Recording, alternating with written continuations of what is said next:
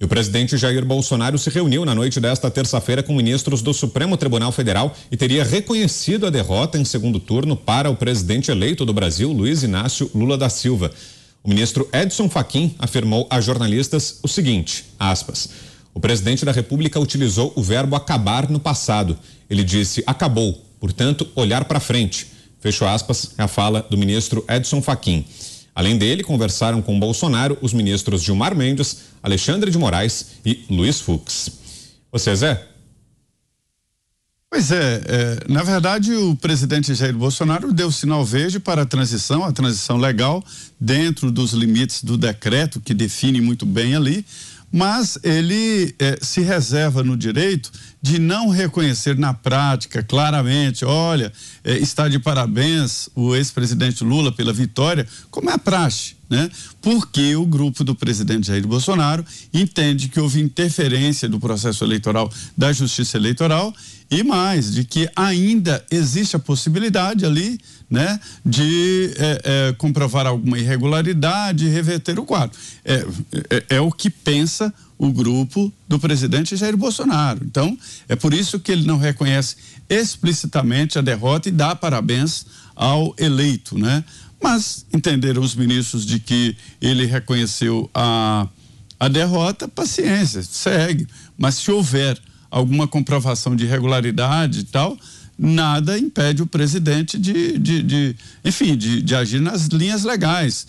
O terceiro turno existe, senhores. O terceiro turno, ele é jurídico, sempre existiu e vai continuar nos tribunais aqui esse processo de terceiro turno. Mas, por enquanto, a lei manda fazer a transição e que a lei seja cumprida. E você, Fernão, o que achou desse gesto do presidente Jair Bolsonaro, da ida dele ao Supremo Tribunal Federal e dessa declaração que foi reportada pelo ministro Edson Fachin? Foi um encontro a portas fechadas, mas na saída o ministro Fachin falou com os jornalistas, disse que Bolsonaro teria falado que acabou, falou em olhar para frente. O que você achou, Fernão?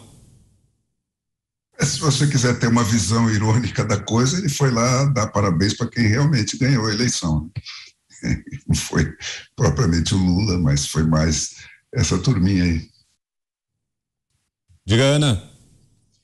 Eu acho que é exatamente esse o ponto que o Fernão tocou. Quando o presidente fala que não houve uma eleição justa, ou nós todos aqui que defendemos a Constituição, que não houve uma eleição justa, nós não estamos falando das urnas em si. Houve fraude nas urnas? A gente não sabe, por mais que queiram dizer que dá para fazer auditoria, nós sabemos que é um debate que foi empurrado para debaixo do tapete. O próprio relatório da Polícia Federal em 2016, a convite do TSE, disse que não era possível fazer uma auditoria ali no caminho da urna até o software. Então não dá para a gente bater houve fraude ou não houve fraude.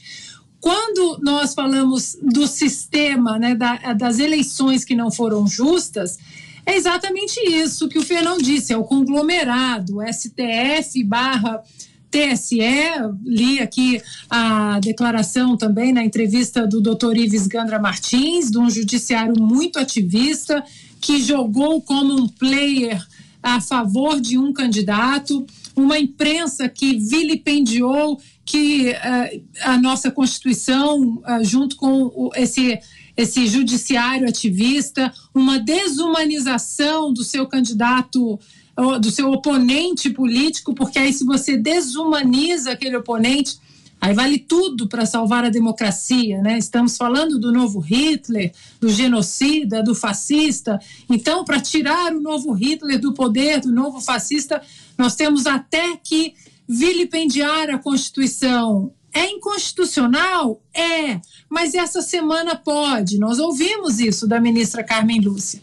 Então, quando nós falamos, e o presidente também se refere, não foi uma eleição justa, não foi mesmo.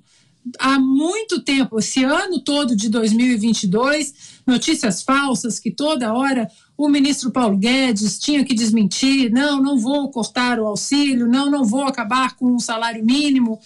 Então, foi uma eleição parcial, injusta e, mais uma vez, nós temos que ficar de olho no judiciário e começar a cobrar do Senado a sua posição de ferramenta de freios e contrapesos para que isso não se torne um monstro maior ainda do que já se tornou e que parece que vai engolir todos nós. Mota. Olha, eu estava no supermercado quando um rapaz que trabalha lá passou avisando a todo mundo ali, aos caixas, aos outros funcionários, olha, o presidente vai falar daqui a pouco. Esse é um resumo da importância e do significado da voz do presidente Bolsonaro. O que eu vi ele dizer, eu vi ele falar sobre liderança, eu vi ele falar sobre o surgimento de uma direita com forte representação no Congresso, e eu vi ele falar de formação de lideranças. E também dizer que sempre respeitou a democracia e vai continuar respeitando a Constituição.